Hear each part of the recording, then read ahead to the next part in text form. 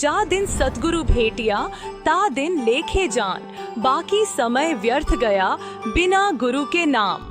हम बात कर रहे हैं एक ऐतिहासिक दिन के बारे में, जिसमें सन 1988 में संत रामपाल जी महाराज जी ने अपने पूज्य गुरु स्वामी रामदेवानंद जी महाराज जी से नाम दीक्षा प्राप्त की। इसी शुभ अवसर पर संत रामपाल जी महाराज जी के अनुयायी इस दिवस को बहुत ही हर्षोल्लास से मनाते हैं। जब संत रामपाल जी महाराज जी ने अपने परम पूज्य गुरुदेव स्वामी रामदेवानंद जी से नाम दीक्षा प्राप्त की, तब उन्होंने विश्व भर के बहुत सारे लोगों को इस भक्ति मार्ग पर लगाया, ताकि सभी सच्ची भक्ति प्राप्त कर सके। इस दिवस को नेपाल सहित भारत के 11 सतलोक आश्रमों में मनाया जा रहा है और इसे सभी लोग बोध दिवस के रूप में मनाते हैं।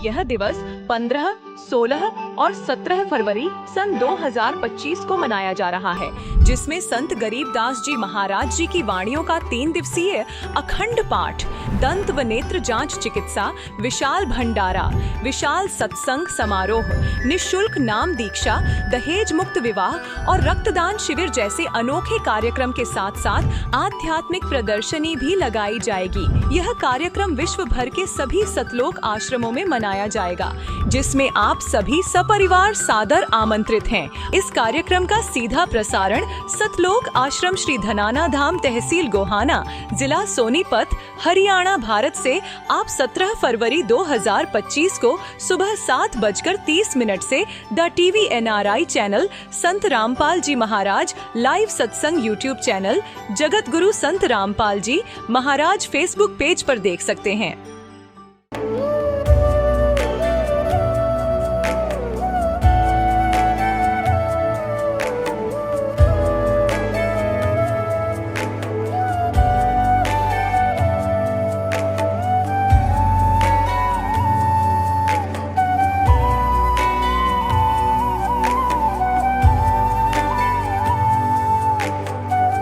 गीता में अर्जुन को स्वयं भगवान कह रहे हैं कि उस परमेश्वर की शरण में जा, उसके लिए उन संतों के पास जा जो तत्वदर्शी हो। इसी प्रकार हजरत मोहम्मद को उनका अल्लाह कह रहा है कि कोई और पूर्ण परमात्मा है, उसको पाने के लिए उन तत्वदर्शी संत की तलाश कर। वो प्रभु कौन है, ये जानने के लिए कृपया अवश्य सुनिए जगत गुरु तत्वदर्शी संत रामपाल जी महाराज के अमृत वचन। दर्शकों, माया नगरी नाम से मशहूर मुंबई शहर में रहने वाले बिरले ही लोग होते हैं जो आध्यात्मिकता की तरफ रुझान रखते हों और simple living and high thinking वाली सोच रखते हों। आज हम आपको ऐसी ही एक युवा लड़की की भक्ति सफर की कहानी से रूबरू करवाने जा रहे हैं। मिलिए मुंबई की रहने वाली भक्ति गुप्ता जी से। बहुत अचंभे की बात है कि भक्ति जी माया नगरी में रहने के बावजूद एक ऐसे संत की विचारधारा से प्रभावित होती हैं जो शास्त्रों में छुपे गूढ़ रहस्यों को उजागर कर रहे हैं। विश्व के सबसे बड़े समाज सुधारक तत्वदर्शी संत रामपाल जी महाराज जी के विचारों पर चलकर आज यह सर्व बुराइयों से दूर है। साथ ही इनके साथ अद्भुत चमत्कार भी हुए हैं, जैसे पिताजी की डायबिटीज ठीक हुई, माता जी की थायराइड समस्या दूर हुई और संत जी की कृपा से फ्रैक्चर वाले हाथ से भी भक्ति जी ने आराम से परीक्षा पास कर 85% हासिल किए हैं। अब आप स्वयं सुनिए भक्ति जी के शब्दों में उनकी ये भक्तिमय आत्मकथा। बहन जी नमस्कार। सच साहब। क्या नाम है जी आपका? मेरा नाम भक्ति गुप्ता है। कहाँ से आए हैं आप? मैं मुंबई महाराष्ट्र से आई हूँ। संत रामपाल जी महाराज से नाम दीक्षा क्यों लिया आपने? संत रामपाल जी महाराज से हमें ये पता चला कि वो शास्त्र अनुकूल भक्ति कराते हैं और एकदम शास्त्रों के नियमों के आधार पर हमें पूरे प्रमाण दिखाकर भक्ति कराते हैं। इसलिए हमने संत रामपाल जी महाराज से प्रार्थना की और उनसे ही नाम दीक्षा ली। ऐसा आपको संत रामपाल जी महाराज ने क्या बताया कि आपको लगा कि आज तक शास्त्रों में छुपे हुए गूढ़ रहस्य आज तक किसी भी संत ने आपको नहीं बताए? संत रामपाल जी महाराज ने हमें शास्त्रानुकूल भक्ति बताई। उनने बताया कि गीता में प्रमाण दिया हुआ है कि भगवान जो है ब्रह्मा विष्णु महेश ये सारे साकार है, इनका भी जन्म और मृत्यु होते हैं। बाकी सब धर्मगुरुओं ने हमें ये सब बारे में नहीं बताया था। उनने ये भी हमें बताया कि हमें व्रत उपवास ये सब नहीं करने चाहिए।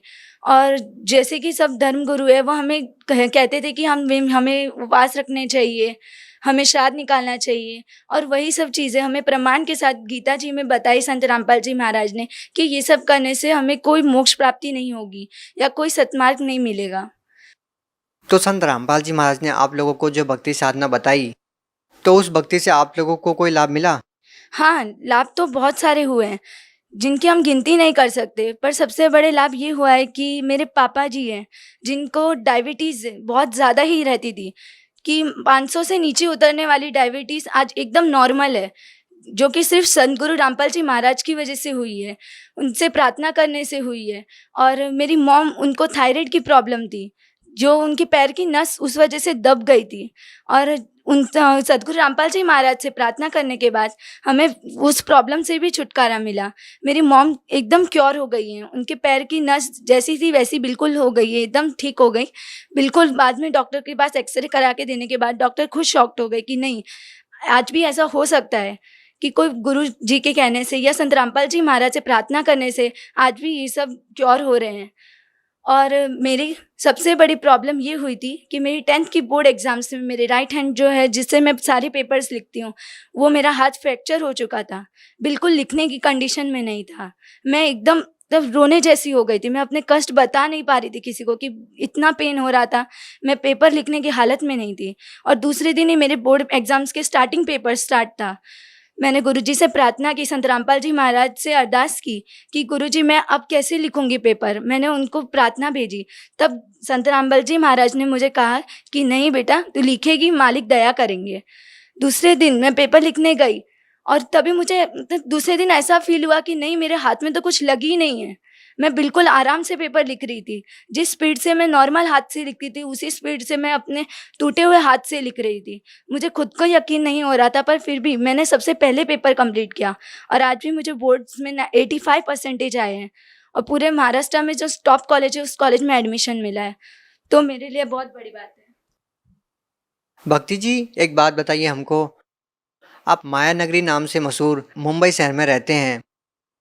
वही संत रामपाल जी महाराज के कुछ नियम हैं, जो उनसे नाम दीक्षा लेता है उनको किसी भी प्रकार का नाच गाना नहीं करना होता है, गाने नहीं सुनने होते हैं। संत रामपाल जी महाराज जी कहते हैं कि जो मेरे भगत होंगे वो अश्लील गाने नहीं सुनेंगे, शराब नहीं पिएंगे, उसको हाथ तक नहीं लगाएंगे, जुआ नहीं खेलेंगे, दहेज नहीं लेंगे। इतने सारे नियम संत रामपाल जी महाराज जी अपने शिष्यों को बताते हैं। क्या आप मुंबई जैसे शहर में रहते हुए इन सभी नियमों का पालन कर पाते हैं? जी हाँ, पहले हमसे भी ये सब नहीं हो पाते थे, पर सद्गुरु रामपाल जी महाराज के शरण में आने के बाद अंदर से ही वो जिज्ञासा, वो प्रेम जाग उठता है दूसरों के प्रति, और बाद में हम सोचते हैं कि नहीं, ये सब गलत है, और वाकई में ये सब छुड़वाकर वो सबका लोक कल्याण कर रहे हैं। तो संत रामपाल जी महाराज हमें कुछ ऐसी चीज़ नहीं बताते जो हमारे लिए गलत हो या फिर जिससे हमें आगे कुछ पाप का फेस करना हो। हमें जो भी बताते हैं वो सत्य बताते हैं और पूरे प्रमाण के साथ बताते हैं। आपका नाम ही भक्ति है और हम भक्ति से रिलेटेड ही आपसे प्रश्न पूछते हैं। लोगों की धारणा ये है कि भक्ति करने की उम्र विशेष होती है, बचपन में कोई भक्ति नहीं कर सकता, जवानी में कोई भक्ति नहीं करता, इस तरह की धारणा इन लोगों की है। आप लोग इस एज में संत रामपाल जी महाराज द्वारा दी गई भक्ति कर रहे हैं, आप उन लोगों को क्या कहना चाहेंगे जो लोग ये कहते हैं कि बचपन में या युवा अवस्था में भक्ति नहीं होती है, भक्ति करने की एक विशेष अवस्था होती है? आप उन लोगों को क्या कहना चाहेंगे? मैं उन सब लोगों को यही कहना चाहूँगी कि हम जो सोचते हैं वो बिल्कुल गलत है, क्योंकि हम इस काल के लोक में रहते हैं तो हमें मालूम नहीं कि हम कब मर सकते हैं। एक पल का हमें भरोसा नहीं कि हम कब मर जाएंगे। तो हम ऐसे लोक में ये नहीं सोच सकते कि नहीं, भक्ति करने की एज लिमिट होती है या हम सिर्फ बुढ़ापे में ही हमें भक्ति करनी चाहिए। भक्ति हम कभी भी कर सकते हैं, उठते बैठते जागते खाते पीते, हर टाइम हमें परमात्मा को याद करना चाहिए, वरना हमारी इतनी एजुकेशन पाके भी हमारी ये एजुकेशन वेस्ट है। अगर हम परम ज्ञान को, जिससे मोक्ष प्राप्ति होगी, वो नहीं पहचान पाएंगे, तो हम इतने पढ़े लिखे होकर भी, प्रमाण को देखकर भी हम अगर उस भक्ति को नहीं करते हैं, तो हमसे बड़ा मतलब इतना गोल्डन अपॉर्चुनिटी जो छूट रही है, तो वो बहुत हमारे लिए ही आगे प्रॉब्लम होगी। हरियाणा से सैकड़ों किलोमीटर दूर मुंबई शहर में संत रामपाल जी महाराज की इतनी लोकप्रियता, युवा लोग संत रामपाल जी महाराज को इस कदर फॉलो करते हैं, उनके नियमों पर चलते हैं। इस तरह का एक मानव समाज संत रामपाल जी महाराज तैयार कर रहे हैं। आप उन लोगों को क्या कहना चाहेंगे जो मायानगरी नाम से मशहूर मुंबई शहर में एक अपना एक अलग ही सपना लेकर यहाँ पर आते हैं? आप मुंबई शहर के लोगों को, महाराष्ट्र के लोगों को, समाज के लोगों को क्या संदेश देना चाहेंगे संत रामपाल जी महाराज के बारे में?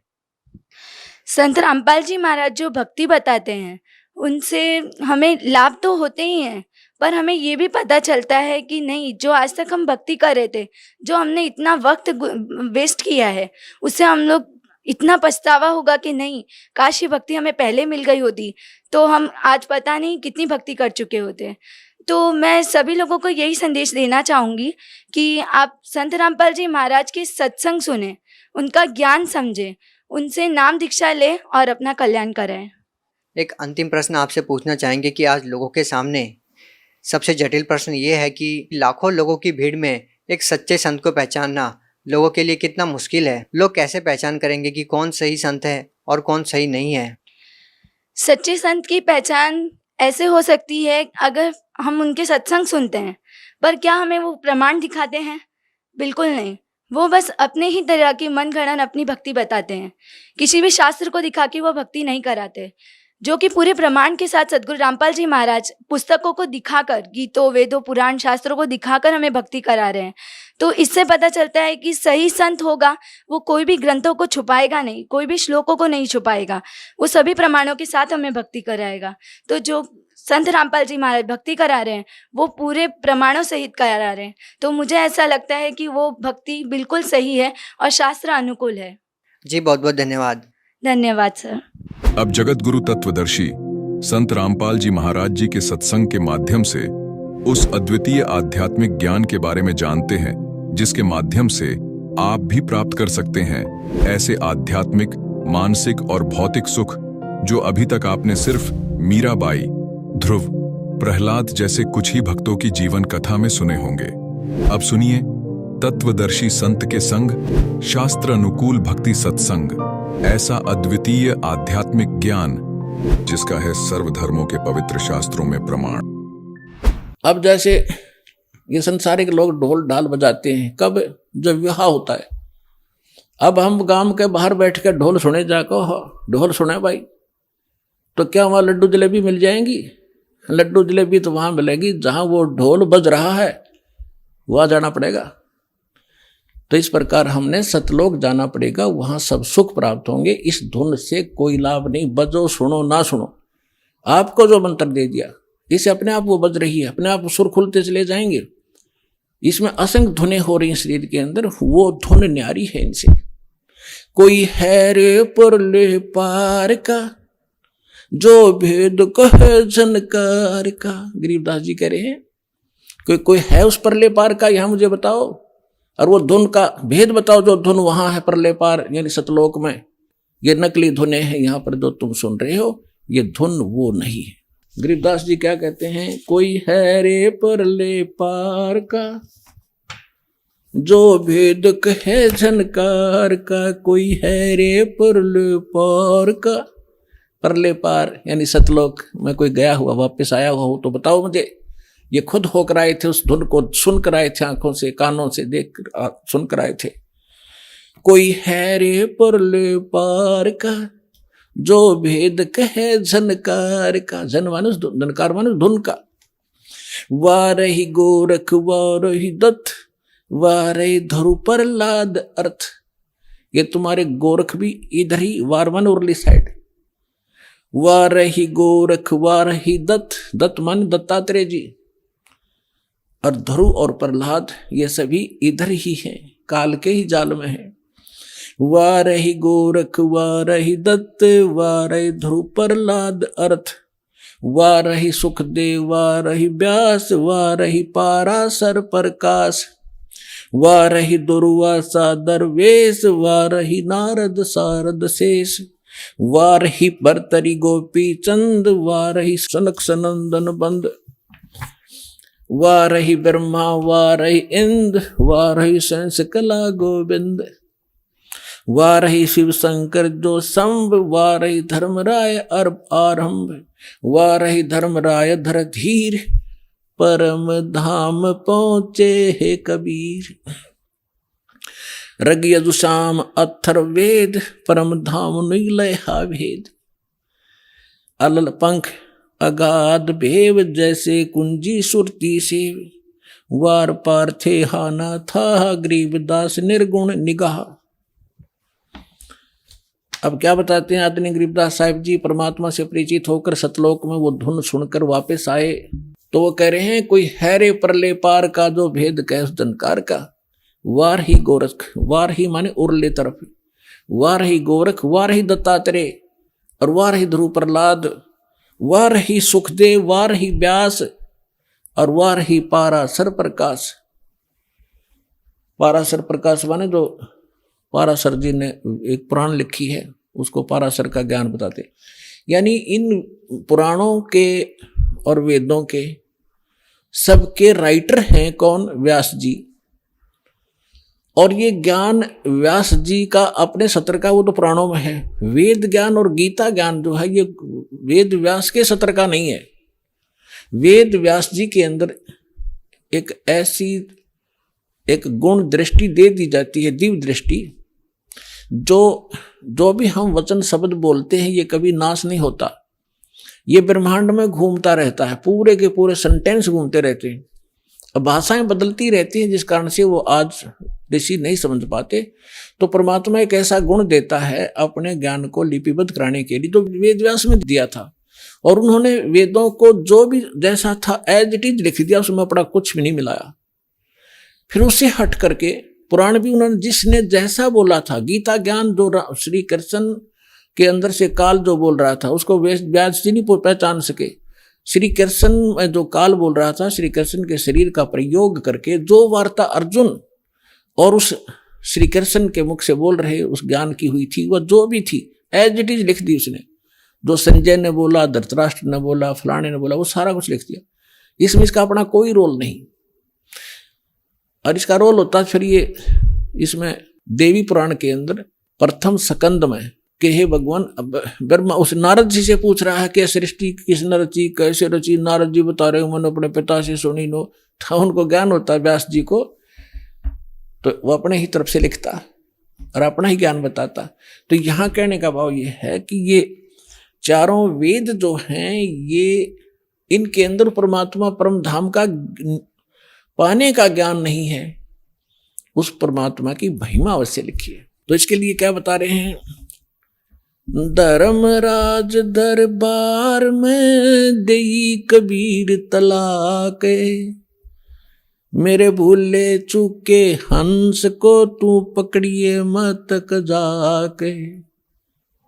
आदरणीय गरीबदास साहिब जी 10 वर्ष के बालक थे, अपने ही खेतों में अपने ही गऊओं को चरा रहे थे, उसके साथ और भी बहुत से उनके कुछ नौकर, क्योंकि गरीबदास जी के जो पिताजी थे बहुत बड़े किसान थे, लगभग 1300-1400 एकड़ जमीन थी। वो अपने ही खेतों में लगभग 100-150 गऊओं को चरा रहे थे, और भी गांव के कुछ निर्धन व्यक्ति अपने गऊओं को भी उन्हीं के खेतों में हरी चराया करते थे, वो वहां पाली गवाले थे। तो सतलोक से परमात्मा आए एक जिंदा महात्मा के रूप में, और उस गरीबदास जी को वहाँ एक कुंवारी गाय का दूध निकाला, परमात्मा ने कुंवारी गाय का दूध पिया, गरीबदास जी को मंत्र दिया प्रथम और वो दूध पिलाया। उसके बाद गरीबदास जी को लेकर के उनकी आत्मा को ऊपर ब्रह्मांड सब दिखाकर, ब्रह्मा विष्णु महेश धर्मराज का सब दिखा करके सचखंड ले गए। पीछे से संत आदरणीय गरीबदास साहिब जी 10 वर्ष के बालक को मृत जानकर चिता पर रख दिया था, अंतिम संस्कार करने वाले थे। उसी समय परमात्मा ने आत्मा को ऊपर से पूर्ण रूप परिचित करा के, सारा ज्ञान दिखा के, अपनी समर्थता से परिचित करा के वापस छोड़ दिया। तब उस 10 वर्ष के बालक ने उठकर जो आंखों देखा परमात्मा की महिमा गाई, वो इस प्रकार है। गरीबदास साहब जी बता रहे हैं कि जब मुझे परमात्मा यहां से लेकर गए, यहाँ के धर्मराज जो चीफ जस्टिस ऑफ वन ब्रह्मांड, एक ब्रह्मांड का जो चीफ जस्टिस है, जिसके सामने किसी की पार हिम्मत नहीं जाने की, उसके दरबार में जाकर के परमात्मा जब पहुंचे, अपने आत्माओं आप जी तो अभी बालक हो जाते मार्ग के, आपने तो अटपट सुन रखी है नकली संतों की, और अब आपको ज्ञान सुन पता चलेगा। जैसे आप जी को एक अमेरिका की भविष्यवक्ता, अमेरिका की फ्लोरेंस की भविष्यवाणी सुनाई थी पिछले सत्संग में, और उसने क्या बताया है कि उस संत के ऊपर नक्षत्र से एक प्रकाश आ रहा लगातार, उसकी किरणें उसके मस्तिष्क पर निरंतर बरस रही है। तो यह शक्ति सतलोक से सतपुरुष की, कबीर भगवान की दास के पास आ रही है, और उसी से दास आपको कनेक्शन दे रहा है, ये रियल पावर मिल रही है आपको। फिर वो क्या बताती है कि उसका चेहरा जब मैं देखती हूँ जैसे उसके चारों तरफ सूर्य उदय हो रहे हों। इस शरीर के अंदर एक और बॉडी है। जिन भी महापुरुषों को लेकर गए उनके इस यहाँ की बॉडी यहीं छोड़ गए, अंदर ऐसा ही शरीर है, वो ओरिजिनल यानी तो भक्ति से संग्रहित, भक्ति से चार्जड है वो। तो जैसे एक सर्प कांचली छोड़ देता है, अपने ऊपर की कैंचली त्याग जाता है, वह सर्प जैसी होती है, लेकिन वो सर्प न्यारा है। ऐसे ही शरीर के अंदर ओरिजिनल जो बॉडी है वो अलग है, और उसका प्रकाश फिर उस सूक्ष्म शरीर से बाहर झलकता है। इसके बारे में गरीबदास जी कहते हैं, देही को सतगुरु कहे ये सब धुंधर ज्ञाने, चार दाग आता नहीं वाको सतगुरु जाने। इस शरीर की, इस बॉडी को सतगुरु जो मान रहे हैं वो तो अभी बालक है, इसके अंदर जो और शरीर युक्त वो सतगुरु है, वो वो मरता नहीं कभी। चार प्रकार के दाग हैं, अंतिम संस्कार 4 प्रकार से किया जा रहा अपने यहाँ पर। एक तो दफना देते हैं, मिट्टी में गाड़ देते हैं ईसाई और मुसलमान भाई, और हिंदू और सिख संस्कार कर देते हैं। कुछ ऐसे हैं जो जल प्रवाह कर देते हैं उसको, मच्छी कीड़े मकोड़े खाकर उसके शरीर को दबा देंगे। और कुछ क्या करते हैं, एक मचान बना देते हैं ऊंचा, उस 100 को उस पर डाल देते हैं, पशु पक्षी ऊपर के पक्षी आदि खा लेते हैं। तो 4 प्रकार से अंतिम संस्कार यानी दाग दिया जाता है। तो परमात्मा कहते हैं, गरीबदास साहब जी कहते हैं, इस देही को सतगुरु कहें ये सब धुंधर ज्ञान, और 4 दाग आता नहीं वाकु सतगुरु जान। तो यहाँ क्या बता रहे हैं कि परमात्मा जब ऊपर लेकर गए गरीबदास जी को, तो परमेश्वर के शरीर से वहां जब उसने देखा ऐसी चमक थी, और धर्मराज अपने सिंहासन पर विराजमान था, न्यायाधीश। परमात्मा वहां प्रवेश किया, एकदम वो कुर्सी छोड़कर खड़ा हो गया, सिंहासन छोड़कर, और ऐसे जैसे एक उच्च अधिकारी के सामने बहुत निम्न सत्र का अधिकारी करबद्ध होकर के सावधान हो जाता है। धर्मराय दरबार, और वो डांट लगाता है उच्च अधिकारी छोटे अधिकारी को, अपना आदेश देता है अपनी लैंग्वेज में, और वो सब स्वीकार्य करता है, जो एक शिष्टाचार होता है। तो क्या कहते हैं, धर्मराज दरबार में देई कबीर तलाक, मेरे भूले चूके हंस को तू पकड़िए मत कजाक। है जिस धर्मराज के सामने ब्रह्मा विष्णु महेश की हिम्मत नहीं जाके को अपशब्द बोल दे, ये तो आप यही देख लो, अपने चीफ जस्टिस के सामने प्रधानमंत्री की हिम्मत नहीं, उसको जाके कुछ वहां, और उसके सामने भी प्रधानमंत्री खड़ा नहीं होगा, प्रधानमंत्री के सामने भी सिंहासन नहीं छोड़ेगा चीफ जस्टिस। हाँ, राष्ट्रपति जब जाएगा उसने पद छोड़ना पड़ेगा राष्ट्रपति के लिए, हमारे राष्ट्रपति इतने सर्वमान्य होते हैं। इसी प्रकार जब धर्मराज ने देखा कि राष्ट्रपति आगे यानी पूरी विश्व के मालिक एकदम कुर्सी छोड़कर खड़े हो गए, परमात्मा क्या कहने लगे, धर्मराज दरबार में देई कबीर तलाक, मेरे भूले चूके हंस को तू पकड़िए मत कजाके। कि मेरा हंस और गलती से नाम भी त्याग दिया हो, गलती से ना ध्यान रहा हो, जानबूझ के बकवाद करे, उसका तो माफी है नहीं। और किसी कारण से भी आपको ने नाम ले रखा है और आपका ना ध्यान रहा, फिर छोड़ छाड़ गए कुछ दिन, तो जब आपकी मृत्यु होगी तो परमात्मा कहते हैं आपको वहां ले जाया जाएगा धर्मराज के पास। तो क्या कहते हैं, आपने जो 2-4 साल भक्ति कर ली, 2-4 वर्ष संत दास के यथार्थ नाम की, तो इन सभी मंत्रों का जो जाप आप कर रहे हो शरीर के अंदर, ब्रह्मा जी, विष्णु जी, शिव जी, गणेश जी, दुर्गा जी का, इनकी बहुत सी भक्ति संग्रहित हो जाती है, क्योंकि ये बहुत गजब का मंत्र है। इसके आधार से फिर आपको कोई किसी को विष्णु जी के लोक में कुछ दिन जाना पड़ेगा, वहां अपनी पुण्य खत्म करोगे, फिर वहां से पुण्य खत्म होते ही आपको ब्रह्मा जी के लोक में भेज देंगे, वहां देवता बन करोगे, फिर विष्णु जी के लोक में, फिर शिव जी के लोक में, अपनी सारी पूंजी नाश करके और फिर नरक लोक में। अब परमात्मा कहते हैं शिव ब्रह्मा, ये आगे बताऊंगा फिर।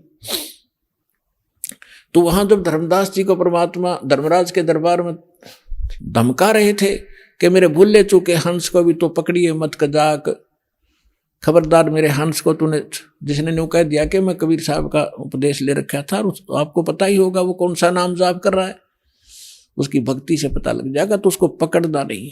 धर्मराज क्या कहते हैं, बोले पुरुष कबीर से धर्मराय कर जोड़े, तुमरे हंस को पकड़ूं नहीं मन 2 लाख करोड़े।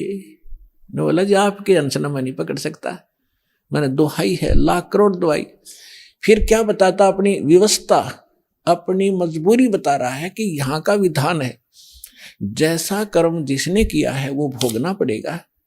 अब मेरे वो कागजों में होगा, तो यहाँ तो परमात्मा इस लिखत का हिसाब चलता है, जैसने जैसा कर्म किया वो भोगना पड़ेगा। आपकी शरण माने से पहले उस प्राणी ने जो आपसे बिछुड़ गया, उसके पाप भी होंगे पुण्य भी होंगे, तो मुझे तो दोनों का ही दंड देना पड़ेगा। तो परमात्मा क्या कहते हैं, मदहारी जारी नरा और भांग तमाकू खाई, यानी पहले कितनी गलती कर रखी है इसने। मद आहारी शराब पीने वाले, यानी और भी बहुत सी गलतियां जो कर दी हों, तमाकू भांग खाते हों, और पर्दा राग पर घर तकें, दूसरे की पत्नी में पूरी नीयत रखते हैं, दूसरे के घर को तकते हैं, यानी चोरी दाव लगाते हैं, उनको पकड़ूं के नहीं। आपकी शरण माने से पहले जिन्होंने जो गलतियां ये कर रखी हैं दाता, उनको पकड़ूं के नहीं। मदहारी जारी नरा जो भांग तमाकू खाही, परदारा पर घर तकें जिनको लो अकनाही। धर्मराय विनती करे सुनियो पुरुष कबीरे, हे भगवान कबीर सुनियो, जिनको तो पकड़ने पड़ेंगे और जड़नी पड़े जंजीर। अब परमात्मा क्या कहते हैं,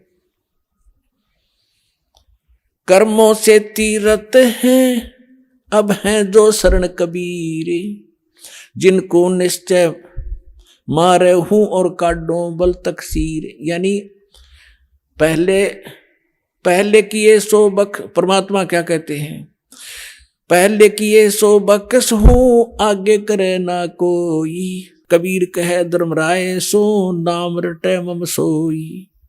ये कर्म ब्रह्म ब्रह्मंड के मैं पल में करहूं नेश, जिन हमरी दो ही दई सो करो हमारे पेश। अपने आत्माओं अध्यात्म ज्ञान का तभी छींट भी नहीं थी अपने पास। इस जैसे आप देखते हो प्रत्येक देश में, प्रत्येक देश का राजदूत भवन होता है, ऐसे ही परमात्मा ने प्रत्येक ब्रह्मांड में अपना एक राजदूत भवन बना रखा है।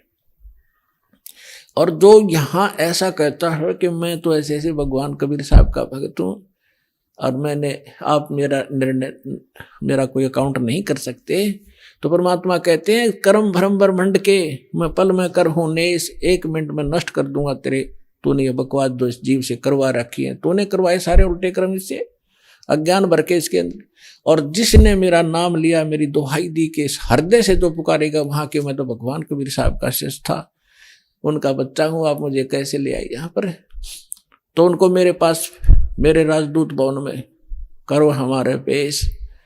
तो उसका अकाउंट भी नहीं लेना, खबरदार। परमात्मा ने यहां तक बोल दिया, करम भरम ब्रह्मांड के मैं पल में करहूं नेश, यानी क्रॉस कर दूंगा, उन पर कांटा लगा दूंगा। जिन हमरी दो ही दई सो करो हमारे पेश। कहां तक इन परमात्मा गारंटी ले रहे हैं? शिव मंडल ब्रह्मापुरी तो विष्णु लोक में हो, हमरे गुण भूले नहीं तो आण छुटाऊं तो। होय होय।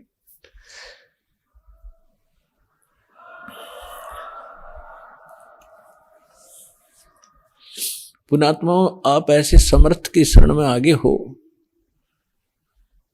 आपका कोई कुछ नहीं बिगाड़ पाएगा, लेकिन आप सावधानी बरतना, दृढ़ रहना, संसार के इस बहाव में बहना नहीं। तो कितनी गारंटी दे रहे परमात्मा। जैसे दास बहुत बार बताता है, शिव मंडल ब्रह्मापुरी में कौन जाओगा? वो भोला जाएगा जिसने 1-2 वर्ष 4 वर्ष या नाम लेकर सारी साधना कर ली। वो उसका पुण्य इकट्ठा हो गया प्रत्येक मंत्रों का। अब वो फिर उसको काल कैसे ठगेगा? विष्णु लोक में जाएगा, विष्णु जी के मंत्र आपको दिए जाते हैं। इतना गजब का मंत्र है, एक का मंत्र का घना लाभ रहा। तो 108 डेली करते हो, तो वहां जाके विष्णु के लोक में आपका अलग से व्यवस्था की जाएगी। इतने धनी हो गए आप इस मंत्र से। और विष्णु के लोक में देवता बन जाओगे, रेस्ट हाउस में, वहां रेस्टोरेंट बना रखा है जैसे स्वर्ग के इसका, वहां रहोगे और जेब कटेगी आपकी। और आपका वहां ये गुण याद आ जाए कि हम तो गलती कर गए, हमने तो पूंजी अपनी खराब नहीं करनी थी, हमने तो इस सतलोक जाना था, या गलती बन गई। कहते वहां भी अगर हृदय से पुकारेगा 2 व्यक्ति जो गुरुद्रोही ना हुआ हो। गुरुद्रोही वो होता है नाम भी छोड़ जा और गुरु जी की निंदा करता अंडे जगह जगह घूमे, वो उसका तो नाश परमानेंट हो गया, वो तो खत्म सदा के लिए, कभी मनुष्य जीवन भी नहीं पाएगा आगे से, बहुत युगों तक। और तो वैसे अनजानपने में या गफलत काल करवाई देता कोई ना कोई वो व्यक्ति, और वहां जाकर इस ज्ञान से उसको जरूर आभास होगा कि हमने तो वहां जाना था और यहां हम के बन गए। पुण्यात्माओं, आप देखना, मन की बकवाद है, चाहे आप प्रधानमंत्री बन जाइयो, फिर भी आत्मा भूखी नजर आओगी आपको कि कोई और वस्तु और है जो इससे हटकर भी चाहिए हमें। तो वहां जाकर के वो आभास होगा कि हमने तो वहां जाना था और ये तो हमने ये सुविधाएं तो प्राप्त नहीं करनी थी, ये तो हमारा नाश हो रहा है। कहते वहां भी तो हृदय से पुकारेगा परमात्मा, कबीर जी हे सतगुरु गलती बन गई, मुझ नीच से छुटवाओ मुझे। कहते शिव मंडल ब्रह्मापुरी चे विष्णु लोक में हो, हमरे गुण भूला नहीं तो आण छुटाओ तो। तुझे वहां से छुटवा लाऊंगा। और फिर पुनः जैसे ही भक्ति युग चल रहा होगा तो पुनर्जन्म दिवा देंगे, और भक्ति युग समाप्त होने के बाद तो फिर बात गड़बड़ हो जाती है उसको भी। लेकिन जैसे फिर भी मालिक ने छुटा लिया, कहाँ रखेंगे? राजदूत भवन में रखेंगे, और वहां आपकी पूंजी को नाश नहीं होने देंगे, क्योंकि वहां भगवान के दरबार का, भगवान से फ्री सारा वस्तु मिलेगी आपको। लेकिन फिर आपको पुनः फिर जन्म दे देना पड़ेगा, क्योंकि मोक्ष तो यहीं से होगा। तो फिर नए सिरे तो भक्ति करोगे, गुरु के प्रति श्रद्धा रखोगे, ये सारी मर्यादा रखोगे, तो काम बहुत बढ़ गया। फिर आपका पृथ्वी पर जन्म दिया जाएगा तो आपके अंदर वही तीनों गुणों का दबाव होगा। आपके साथ इतने गजब के पुण्य होगे, आप पूरी पृथ्वी के राजा बन जाओगे। राजा बनोगे, फिर भगवान आएंगे, समझाएंगे, रे क्या कर रहा है, ये रास्ता ठीक नहीं, तो नहीं सुनोगे आप। हमने धक्के खाते आ रही, तो इतना संजनम हो गया, हमने अब भटकता नहीं, हम सुनते नहीं भगवान की। पाप को सुनाने का तरीका दाता ने यूं अपनाया कि कलयुग में यूं कति पूंजी हीन हो लेगा, भक्ति इसकी रह को ना, इसकी दुर्गति शुरू होगी, और यूं सब जगह धक्के खा लेगा। जिन पूजाओं को श्रेष्ठ मानता था और जिन भगवानों को समर्थ मान रहा था, वहां भी इनको सहारा नहीं मिलेगा। फिर मेरे पास आएंगे तो यहाँ तो मालिक है, समर्थ है, आते सुख भी दूंगा, इनकी बुद्धि ठिकाना होगी, हाँ भगवान है तो यहाँ है। और फिर इनको मंत्र सुनाऊंगा, इनको फिर से चार्ज करूंगा। लेकिन पुण्यात्मा, वो समय घना बढ़ा दिया आपने, तो यह गलती इब का ना करियो। नाम लो, दृढ़ रहो और भक्ति करो, कल्याण करवाओ।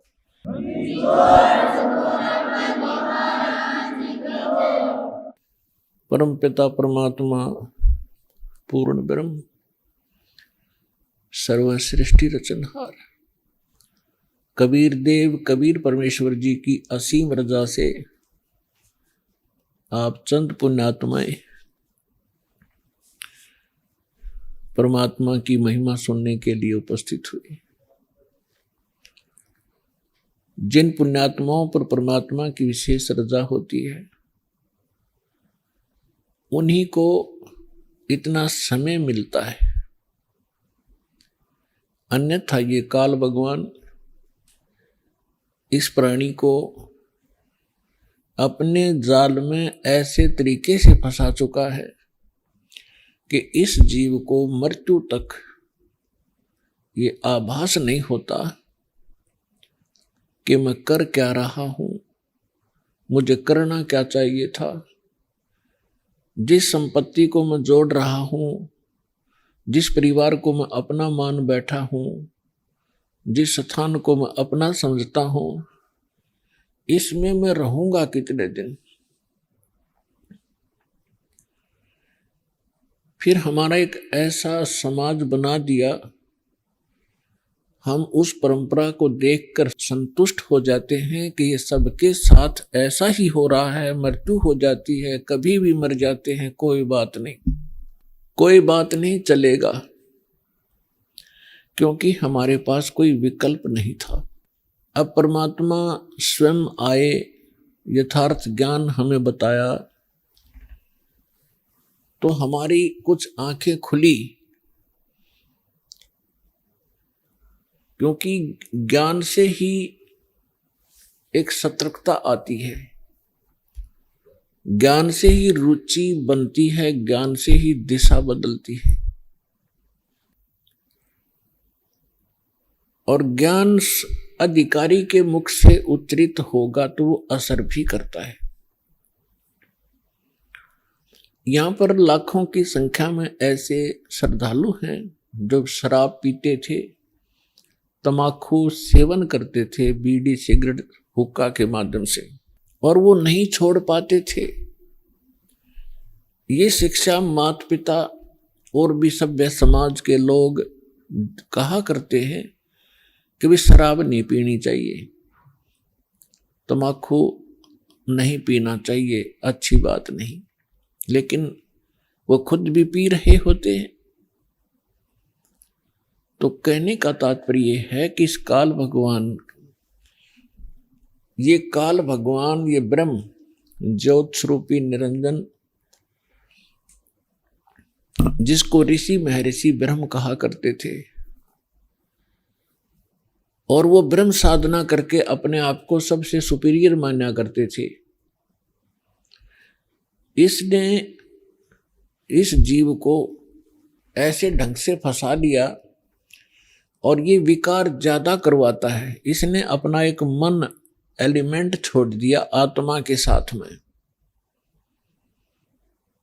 आत्मा को आवश्यकता है परमात्मा की महिमा की, परमात्मा के गुणगान हो, इसको उसकी आवश्यकता है।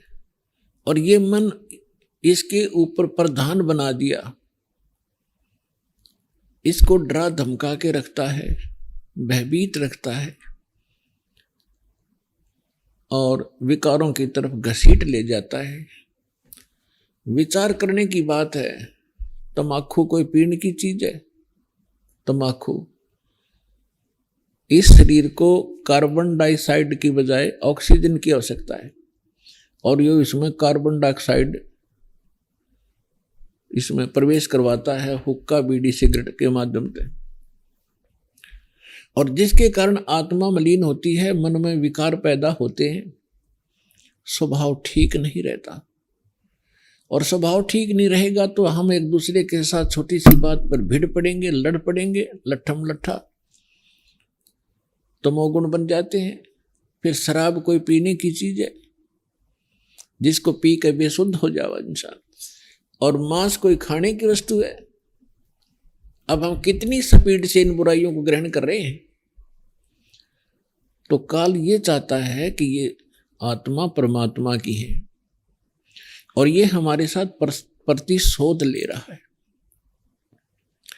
इस नालायक ने गलती खुद करी और फिर गलती हमने करी कि हम इसके साथ आ गए, इसके ऊपर आसक्त होकर के। इसने वहां ऐसी गलती करी जो ऐसे सच्चे लोक में अलाउड नहीं। एक युवा लड़की के ऊपर बदनीयत की और जिसका दंड इसको मिला कि वहां से निष्कासित किया गया। हम इसके साथ पहले ही चिपक चुके थे तो हम भी यहां फंस गए। तो इसने गलती स्वयं की और अक्षुब्ध भगवान से हो गया। हम उसके बच्चे परमात्मा के इसके साथ आ गए। इसने हमारी वो दुर्गति कर रखी है जिस समय आपकी या भांग उतर जाएगी या काल की भांग, जिसको तुम एक श्रेष्ठ काम समझ रहे हो, कोठी बनाना, बंगले बनाना, ब्याह शादी में बकवाद करना, गोटी लगाना। और ये ज्ञान जब आपके हृदय में समाएगा तो पता चलेगा आपको आप कैसा जीवन जी रहे हो। तो ये चाहता है कि जितने आप दुखी होगे परमात्मा उतना ही दुखी होता है। जिस माता पिता के बालक दुखी हो वो सुख से चैन से सो नहीं सकता, आहार भी नहीं कर सकता। और उस परमात्मा के आप बच्चे हो, इसने क्या हालत कर रखी आपकी। किसी का कैंसर होगी, किसी का टांग टूट गई, किसी का आंख फूट गई, किसी को कोड लगा है, कोई वैसे मानसिक परेशानियां। फिर बाकी बच्चे हैं बकवादों पर लगा दिए, घुट्टी डालो, फिल्म देख लो, मांस खा लो, नरे कर्म बिगड़वाता आपके। और फिर इसने कहा है कि जैसे कोई कर्म करेगा मैं तो भगवान वैसा ही फल देता हूं। और इस मन एलिमेंट को छोड़ रखा है, सारी बकवाद करवाता है। और ये मन इतना पावरफुल है, ये समझ लो ये ज्योत निरंजन ही है। और ये ब्रह्मा विष्णु महेश के भी वश नहीं। तो जीव की औकात आपकी। तो जब हम समर्थ की शरण में आते हैं फिर इसका प्रभाव हमसे हट जाता है और परमात्मा की भक्ति करने से आत्मा में शक्ति आती है। और फिर इस मन की वो बेमतलब की बकवादों को आत्मा रिजेक्ट कर देती है दृढ़ता के साथ। पहले ये दृढ़ता के साथ रिजेक्ट नहीं कर पाती क्योंकि इसको कोई सहारा नहीं मिलता। तो अब परमात्मा की भक्ति से आत्मा दृढ़ होती चली जाएगी, विकार छूटते चले जाएंगे और आपके अंदर एक विशेष विनम्रता और सद्भावना उत्पन्न होती चली जाएगी जो भक्त के लक्षण होते हैं। तो पुण्यात्माओं, सत्संग में वही पुण्यात्मा आती है जिनके बहुत ही जन्म जन्म के घने पुण्य आपके साथ है। इस काल भगवान ने ऐसी व्यवस्था कर रखी है, आजीवन मर जाता है 2 रोटी के लिए इस पेट के जोड़ जुगाड़ में, और 100 साल बर्बाद करके प्राणी चला जाता है, ये पूरा नहीं होता। और परमात्मा अगर हमारे साथ हो जाए, परमात्मा ही हमारे साथ हो गया तो फिर इस रोटी का रोड़ा नहीं रहेगा। अभी आपने सुने संत रामपाल जी महाराज के मंगल प्रवचन। आइए अब सुनते हैं संत रामपाल जी महाराज से नाम दीक्षा लेकर सतभक्ति करके अद्भुत लाभ प्राप्त करने वाले अनुयायी के विचार।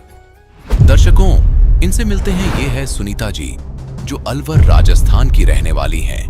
बचपन से ही इनकी देवी जी की पूजा आराधना में अटूट श्रद्धा थी। सुनीता जी हिंदू धर्म में प्रचलित भक्ति साधना, श्राद्ध, कर्मकांड और देवी जी को इष्ट मानकर नवरात्रि जैसा पर्व आदि को पूर्ण से मानती थी। इन सब के बाद भी इन्हें न कोई लाभ मिला और न ही मोक्ष मार्ग मिल पाया। सुनीता जी का शरीर बीमारियों से हमेशा घिरा रहता था। सभी जगह अपना इलाज करवाने के बाद भी सुनीता जी अपने रोग से मुक्ति नहीं पा रही थी। इनकी जिंदगी तब बदली जब इन्हें अपने ही परिवार के सदस्य से संत रामपाल जी महाराज का पता चला। सुनीता जी ने बिना किसी देरी के संत रामपाल जी महाराज से दीक्षा ली और उनके द्वारा बताए गए सभी नियमों का पालन पूर्ण रूप से किया। संत रामपाल जी महाराज द्वारा बताई भक्ति से सुनीता जी पूर्ण रूप से रोग मुक्त हो गई। आइए सुनते हैं सुनीता जी की कहानी उन्हीं की जुबानी। नमस्कार जी। नमस्ते सर। क्या नाम है आपका? सुनीता दासी। बहन जी आप कहाँ से आए हैं? मैं अलवर राजस्थान से हूँ। संत रामपाल जी महाराज जी से आपने नाम दीक्षा कब ली? 7 दिसंबर 2009 को। संत रामपाल जी महाराज जी से नाम दीक्षा लेने से पहले आप क्या भक्ति साधना करते थे? जो हिंदू धर्म में प्रचलित है वही साधना, देवी देवताओं को मानना, मतलब और जो पूर्वज करते श्राद्ध पितर पूजा सब कुछ करते थे। व्रत भी रखती थी। मैं छोटी सी थी जब से मंदिरों में जाना, जैसे महिलाओं को, बुजुर्ग महिलाओं को देखती थी उनके अकॉर्डिंग कि मैं उनका पीछा, जैसे वो परिक्रमा लगाती तो मैं भी लगाती थी, सब कुछ वो करती थी। मैं छोटी सी से मतलब पूजा अर्चना में बहुत ज़्यादा मतलब मुझे श्रद्धा थी। नवरात्रि हमारे मायके पक्ष में होता नहीं था, लेकिन मैं देवी जी को बहुत ज़्यादा इष्ट मानती थी, इसलिए घर वाले मना भी करते थे तो मैं पड़ोस में जाके नवरात्रि की पूजा करती थी। इस पे मेरी बुआ बोलती भी थी कि तू क्या कर रही है, अपने घर में ये होता भी नहीं है, फिर भी पता नहीं तू क्यों देवी को मानती है। लेकिन मैं फिर भी चोरी छिपे जैसे भी मैं देवी जी की पूजा करती थी। सर लाभ की तो बस कुछ भी प्राप्त नहीं हुए, क्योंकि 14 साल की उम्र में ही मेरी मम्मी का निधन हो गया था। मैं जानती भी नहीं थी कि भगवान से क्या, किस तरह से पूजा अर्चना करनी है, किस तरह से क्या मन्नत मांगनी है। हमारे अलवर राजस्थान में ही भर्तरी बाबा की स्थान है, धार्मिक स्थल है, वहाँ पर सब सवामनी वगैरह करते थे। तो मैं बहुत छोटी थी तो मैं वहाँ पर मैं भी गई थी धार्मिक स्थल पर। भर्तरी बाबा के सामने कहा यहाँ पे जो भी मांगते हैं वो मन्नतें पूरी होती है। मैं जानती भी नहीं थी मन्नत होती क्या है, सवामनी क्या होती है, लेकिन फिर भी मैंने भर्तरी बाबा जी के जाके कहा कि पर हे भर्तरी बाबा मेरी मम्मी को सही कर दोगे तो मैं सवामनी करूँगी। सवामनी होती क्या है मैं जानती भी नहीं थी, लेकिन फिर भी मैं मन्नत मांग के आई, लेकिन कुछ भी लाभ नहीं हुआ। जिसने जहाँ कहा हमने वो व्रत किया, लेकिन फिर भी किसी ने भी मेरी मम्मी को नहीं बचाया। मैं वैश्य जाति से हूँ, इसलिए वैश्य जाति में वैसे ही पूजा अर्चना उद्यापन सब कुछ होता था, इसलिए हम सारी धर्म पूजा करते थे, लेकिन कुछ भी हमें लाभ नहीं हुआ। मेरी मम्मी को भी टीबी हो गया था, खूब इलाज कराया, लेकिन उसके बावजूद भी उन्हें कोई नहीं बचा पाया। इतनी पूजा करते करते मुझे इतनी प्रॉब्लम, और शादी के बाद 1 साल बाद से ही मैं बीमार रहने लगी।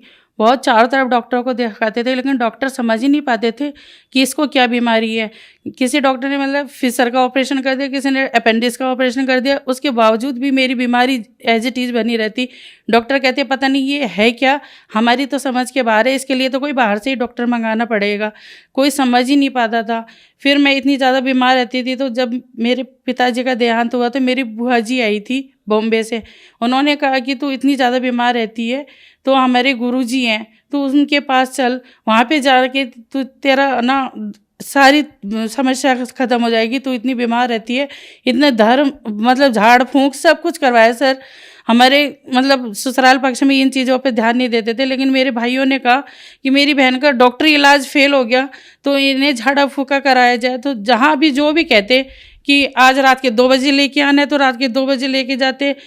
किसी कहे कि पुल के नीचे ये कर आओ, कि सिंदूर लिया, कोई मृग नैनी का वो खा लो, जो कहा जो हमने किया, लेकिन मैं मौत के मुंह में जाती रही, कोई हमें बचा नहीं पाया। जैसे रात होती तो रात होते ही मेरे शरीर में अजब सा पेन, इतना ज़्यादा कि जैसे करंट लग रहे हैं, शरीर में आग कोई जला रहा है मेरे शरीर को, इस तरह की पीड़ा होती थी। सब सोते थे लेकिन मैं पूरी रात तड़पती थी। कोई मुझे मतलब जैसे बिना पानी के मछली तड़पती है इस तरह से मैं तड़पती थी। कोई मतलब इलाज ही नहीं था। और सब ये कहते कि दुर्लभ जी जयपुर जैसे बड़े हॉस्पिटल में मेरा इलाज चला, और डॉक्टर भी ये कहते थे कि ये तुम्हारी मेंटेलिटी है, तुम्हें कुछ भी नहीं है, कुछ रिपोर्ट में तो कुछ आते ही नहीं है, कुछ भी नहीं है तुम्हें। बहन जी फिर आपको संत रामपाल जी महाराज के बारे में कैसे पता चला? बॉम्बे से मेरी बुआ है केसरमई, अब वो सतलोक की वासी हो गई है, तो उन्होंने ही मुझे बताया कि बेटा तू इतनी बीमार रहती है, एक बार हमारे गुरुजी के पास जो भी जाता है सही हो जाता है, उनके पास सारी इलाज मतलब बीमारियों का इलाज है। तो हम गुरु में कोई विश्वास नहीं करते थे, आश्रम वगैरह हम मानते नहीं थे कि आश्रम में तो ऐसा वैसा होता है। मतलब जिस तरह से अभी 2-4 आश्रमों का वो निकला, इस तरह से हम समझते हैं कि आश्रम वगैरह में हम बिल्कुल भी विश्वास नहीं करते थे। तो हमने कहा कि बुआ जी ऐसे बोलती हो, ये भी कोई होता है गुरुजी, ऐसे कर भी सकते हैं क्या? तो हम नहीं मानते। फिर बुआ जी ने कहा नहीं, एक बार चल के देख कि वहाँ पे क्या होता है। फिर हम उनके कहने पे वो मुझे 7 दिसंबर 2009 को हम बरवाला आश्रम गए। उन्होंने नियम बताए कि नाम लेने के लिए, तो फिर नियम हमें थोड़े से वो लगे। फिर उन्होंने हमें जब ज्ञान समझाया तो हमें समझ में आया, और मैंने 7 दिसंबर 2009 को संत रामपाल जी महाराज से नाम दीक्षा ली। क्या जो आपकी बीमारी थी डॉक्टर डिटेक्ट नहीं कर पा रहे थे, आपको अजीब सी जलन होती थी, और ये सब बीमारी संत रामपाल जी महाराज से दीक्षा लेने के बाद क्या ठीक हो गई? जी सर, बिल्कुल ठीक हो गई, और मुझे जीवन दान मिला। क्योंकि संत रामपाल जी महाराज की शरण में जाने के बाद गुरु जी ने मेरे ऊपर, परमात्मा ने इतनी रजा की कि जो डॉक्टर समझ ही नहीं पा रहे थे कि मुझे बीमारी क्या है। मेरी MRI की रिपोर्ट 1 साल पहले डॉक्टरों को उसमें जो ट्यूमर था वो नज़र नहीं आया, लेकिन जब संत रामपाल जी महाराज ने मुझे आश्रम से भेजा कि बेटा अब दोबारा एक बार डॉक्टरी इलाज लो, तब उसमें उसी 1 साल जो पहले MRI हुई थी उसी में ही सब डॉक्टरों को वो ट्यूमर की रिपोर्ट नज़र आ गई। उन्होंने कहा कि ये पहले हमें क्यों नहीं दिखाई दी। उसके बाद तो मुझे बॉम्बे भेजा गया। तो मतलब AC कोच में मेरी सीट होती थी, रिजर्वेशन होता था, लेकिन मैं बैठ भी नहीं सकती थी पूरे टाइम। मतलब अलवर से और बॉम्बे तक मैं खड़ी ट्रैवलिंग करती थी। मुझे देख के सामने वाला भी रोने लग जाता था, इतनी तड़पती थी कि कोई भी मुझे, मतलब कोई सो ही नहीं पाता था। सब देखते थे कि ये कितनी तड़पती है, इतना ज़्यादा पेन होता था कि बता नहीं सकती। वो दिन याद करके सर, मेरे छोटे छोटे बच्चे थे, मैंने परमात्मा से कहा कि परमात्मा, मेरे बच्चे मेरे बिना अनाथ हो जाएंगे। परमात्मा ने कहा कि बेटा बंदी छोड़ तेरे साथ है, मैं तेरे साथ हूँ, तो जा डॉक्टर के पास। जैसे ही मैं गई वहाँ पे उन्होंने कहा कि 36 घंटे का ऑपरेशन है। डॉक्टर खुद भी नहीं बता पा रहे थे, 2 डॉक्टर थे, आधे शब्द वो बोल रहे थे, आधे वो बताने में भी हिचकिचा रहे थे कि इसको कैसे बताया जाए कि किस तरह की बीमारी है इसे। फिर भी जैसे तैसे करके उन्होंने बताया। उन्होंने कहा कि आपको लेट बात की जगह हटा दी जाएगी, परमानेंट थैली लगी जाएगी, इस तरह के करके उन्होंने मेरा मेजर ऑपरेशन बताया। 3 बार डॉक्टरों ने मुझे ऑपरेशन की डेट दी। तो जैसे ये पहली बार बताया तो मैं इतनी रोई गुरुजी के सामने आके कि गुरुजी अब मैं क्या करूं। संत रामपाल जी के सामने गिड़गिड़ाई। परमात्मा ने कहा बेटा मैं तेरे साथ हूँ, तू जा। मैं जब भी ऑपरेशन के लिए बॉम्बे जाती तो गुरुजी के आश्रम में ज़रूर आती थी आशीर्वाद लेने के लिए। परमात्मा कहते कि तू जा, मैं तेरे साथ हूँ। फिर वहाँ जाके एक बार हमने मेडिसिन तक ले ली थी, लेकिन फिर मैं गुरुजी को मैंने ईमेल भेजा बॉम्बे से कि गुरुजी अब मुझे कोई नहीं बचा सकता, मेरा क्या होगा। परमात्मा ने कहा कि बेटा चिंता मत कर, मैं तेरे साथ हूँ, मैं तेरे साथ कुछ भी बुरा नहीं होने दूंगा। उन्होंने दूसरी बार भी मेरा ऑपरेशन टाल दिया। तीसरी बार फिर डॉक्टरों ने कहा कि लास्ट डेट दी। मैं कहा बार बार मुझे ये डेट दी जा रही है और अब मेरा क्या होगा। मैं तीसरी बार, हमारा नंबर आने वाला था, डिस्प्ले पे नंबर आने वाला था। डॉक्टर ने कहा वेट करो, क्योंकि मीटिंगें चलती थी मेरी। जब डॉक्टर बताते थे उससे पहले मीटिंग करते थे, फिर उसके बाद हमें बताते थे कि मेरे साथ क्या होना है और क्या नहीं होना। फिर उन्होंने जगह जगह मतलब सारे 4-5 टीम होती थी, गैस्ट्रोलॉजी की, प्लास्टिक सर्जरी, सबसे मिलने के लिए कहा कि तुम जाओ। तो मैं जिस भी टीम से मिलती थी तो वो कहते थे तुम्हें पता है तुम्हारा कितना बड़ा ऑपरेशन है, तुम्हें पता है तुम्हारा कितना बड़ा। मतलब पूरा टाटा मेमोरियल के जो डॉक्टर थे, जो मेरा डॉक्टर अजय पुरी, वो सब हिल से गए थे कि ये क्या बीमारी है और मैं उस पेशेंट से मिलना चाहता हूँ जो ये ऑपरेशन कराने के लिए तैयार हुई है। मैं तैयार केवल इसलिए हुई थी कि मेरे छोटे छोटे बच्चे थे और मेरे जो नंद की जेठ थे वो डॉक्टर थे। उन्होंने कहा कि अगर भाभी ऑपरेशन कराती है तो हो सकता है ये 8-10 साल जिंदा भी रह जाए और अपने बच्चे देख सकती है, इनके बच्चे बड़े हो जाए इतने। तो डॉक्टर भी कह रहे हैं कि मैं वो पेशेंट से दोबारा मिलना चाहता हूँ कि उसने इतना बड़ा ऑपरेशन जो 36 घंटे किससे कहते हैं, हमारी आंखें इन्हीं पे गड़ी रहेगी, ये कैसे मतलब हम इनको झेल पाएंगे, किस तरह से इन्होंने हाँ किया है। लेकिन सिर्फ मैं अपने बच्चों की वजह से मैंने इतना बड़ा ऑपरेशन के लिए हाँ किया था। फिर डॉक्टर ने आखिर में डॉक्टरों ने कह दिया, तीसरी बार जब डिस्प्ले पे नंबर आया तो मैं मेरे हस्बैंड से कह रही थी कि 2 बार तो गुरुजी ने बचा लिया, अब मैं वापस नहीं जाऊंगी, अब मैं यहीं पे ही मर जाऊंगी। फिर इतने में डिस्प्ले में नंबर आया और डॉक्टर ने कह दिया कि हम आपका इलाज नहीं कर सकते क्योंकि आपकी बीमारी अब हमारे बस की बात नहीं है, ये बहुत ज़्यादा फैल चुका है और हम कुछ भी नहीं कर सकते। अब हम ऑपरेशन भी नहीं कर सकते क्योंकि आपके पैर भी हटाने पड़ेंगे हमें। डॉक्टर ने कहा वैसे तुम अच्छे से चल रही हो फिर रही हो, लेकिन हमें पैर फिर भी काटने पड़ेंगे और हम जीते जी आपको व्हील चेयर पर नहीं बैठा सकते। फिर डॉक्टरों ने मुझे कह दिया कि सिर्फ एक ही है जो मतलब 1-1.5 महीने के लिए हम आपको ज़िंदा रख सकते हैं, जो आपको रेडिएशन लगेगा। फिर मैंने रेडिएशन के लिए मना करा, उन्होंने कहा नहीं आपको रेडिएशन तो लेना ही पड़ेगा, जिससे आपके ट्यूमर को हम मतलब बिल्कुल हटा तो नहीं सकते, लेकिन 1-1.5 महीने के लिए आपकी उम्र बढ़ सकती है। इतना ज़्यादा पेन होता था कि मैं व्हील चेयर पर चलने लग गई थी, व्हील चेयर पर चलती थी। फिर थोड़े दिन आश्रम में रही, फिर बिल्कुल मुझे गुरु संत रामपाल जी महाराज ने कहा कि बेटा घर जाओ, तो फिर मैं धीरे धीरे अपने पैरों पे चलने लगी। लेकिन मैंने बॉम्बे में डॉक्टरों ने कहा कि अब आपका ऑपरेशन तो नहीं हो सकता, लेकिन आपको रेडिएशन तो लेना ही पड़ेगा। फिर डॉक्टरों के कहने पे मैंने रेडिएशन लिया, फिर मेरा 39 रेडिएशन लगा था। तो जैसे मैंने देखती थी कि 10-15 रेडिएशन के बाद किसी की स्किन जल के मतलब घाव से बाहर हट रही है, वो हो रहा है, तो मैं डरती थी कि मेरे साथ भी ऐसे ही होगा। मेरा तो 39, लेकिन डॉक्टर भी देख के कमाल शॉकिंग हो गए कि मतलब इतना रेडिएशन लगने के बाद भी मेरी स्किन पे कुछ भी नहीं हुआ। और डॉक्टर ने कहा कि रेडिएशन के दौरान आपकी तबीयत बिगड़ सकती है, आप साड़ी नहीं पहन सकते, गाउन पहनोगे, चल नहीं सकते मतलब। लेकिन मेरे साथ ऐसा कुछ भी नहीं हुआ। मैं लास्ट टाइम तक साड़ी भी पहने हुए थी, क्योंकि उन्होंने कहा गाउन पहनोगे क्योंकि वो शरीर में चिपक जाएगा, क्योंकि घाव बन जाएगा रेडिएशन लगने के बाद। लेकिन मेरे साथ ऐसा कुछ भी नहीं हुआ।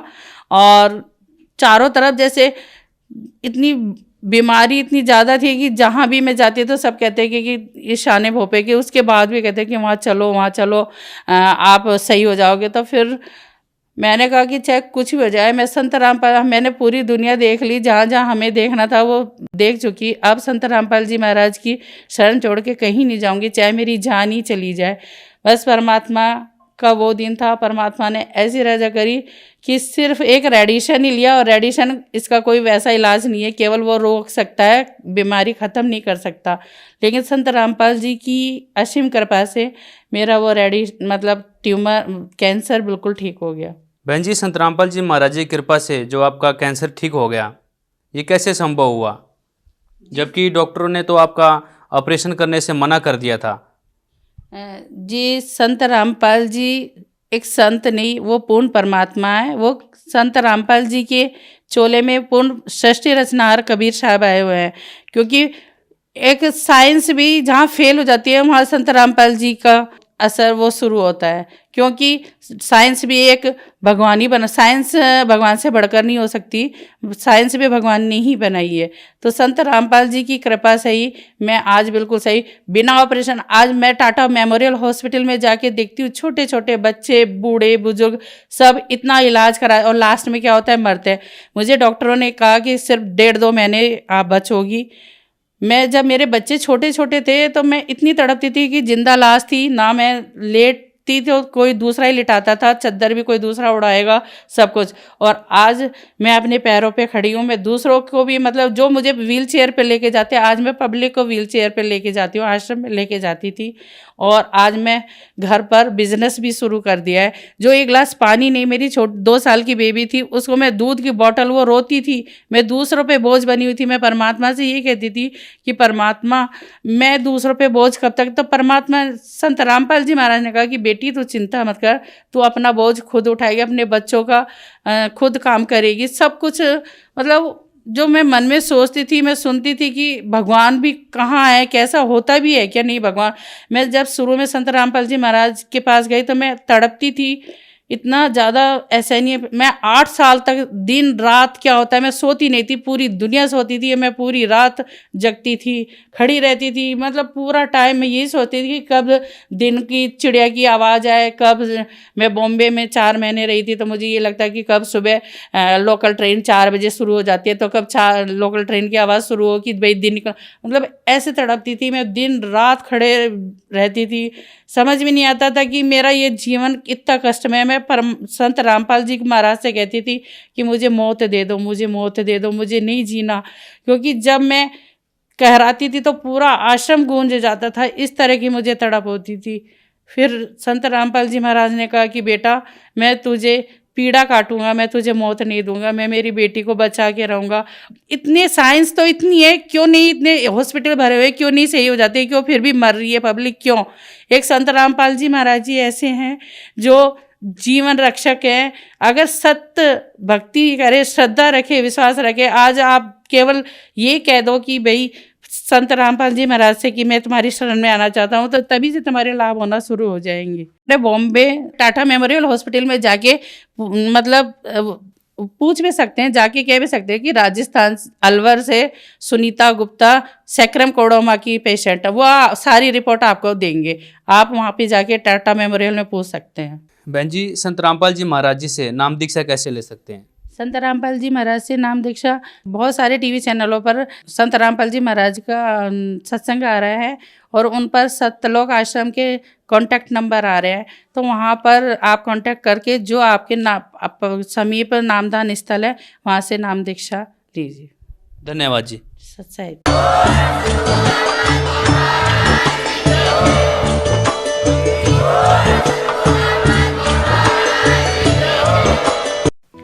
आप सुन रहे थे जगत गुरु तत्वदर्शी संत रामपाल जी महाराज के मंगल प्रवचन। अधिक जानकारी के लिए संपर्क करें।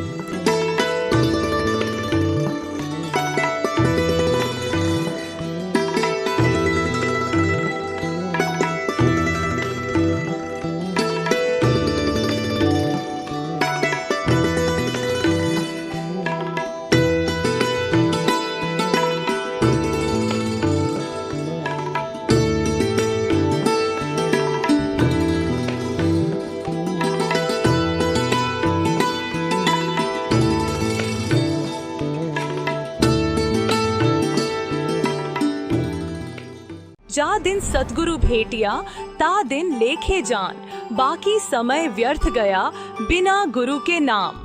हम बात कर रहे हैं एक ऐतिहासिक दिन के बारे में, जिसमें सन 1988 में संत रामपाल जी महाराज जी ने अपने पूज्य गुरु स्वामी रामदेवानंद जी महाराज जी से नाम दीक्षा प्राप्त की। इसी शुभ अवसर पर संत रामपाल जी महाराज जी के अनुयायी इस दिवस को बहुत ही हर्षोल्लास से मनाते हैं। जब संत रामपाल जी महाराज जी ने अपने परम पूज्य गुरुदेव स्वामी रामदेवानंद जी से नाम दीक्षा प्राप्त की, तब उन्होंने विश्व भर के बहुत सारे लोगों को इस भक्ति मार्ग पर लगाया, ताकि सभी सच्ची भक्ति प्राप्त कर सके।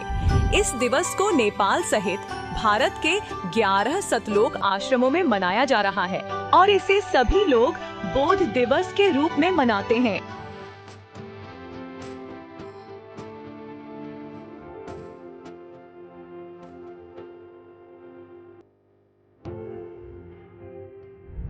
यह दिवस 15, 16 और 17 फरवरी सन 2025 को मनाया जा रहा है, जिसमें संत गरीबदास जी महाराज जी की वाणियों का 3 दिवसीय अखंड पाठ, दंत व नेत्र जांच चिकित्सा, विशाल भंडारा, विशाल सत्संग समारोह, निःशुल्क नाम दीक्षा, दहेज मुक्त विवाह और रक्तदान शिविर जैसे अनोखे कार्यक्रम के साथ साथ आध्यात्मिक प्रदर्शनी भी लगाई जाएगी। यह कार्यक्रम विश्व भर के सभी सतलोक आश्रमों में मनाया जाएगा, जिसमें आप सभी सपरिवार सादर आमंत्रित हैं। इस कार्यक्रम का सीधा प्रसारण सतलोक आश्रम श्री धनाना धाम, तहसील गोहाना, जिला सोनीपत, हरियाणा, भारत से आप 17 फरवरी 2025 को सुबह 7:30 से the TV NRI channel, Sant Rampal ji Maharaj live सत्संग यूट्यूब चैनल, जगत गुरु संत रामपाल जी महाराज फेसबुक पेज पर देख सकते हैं।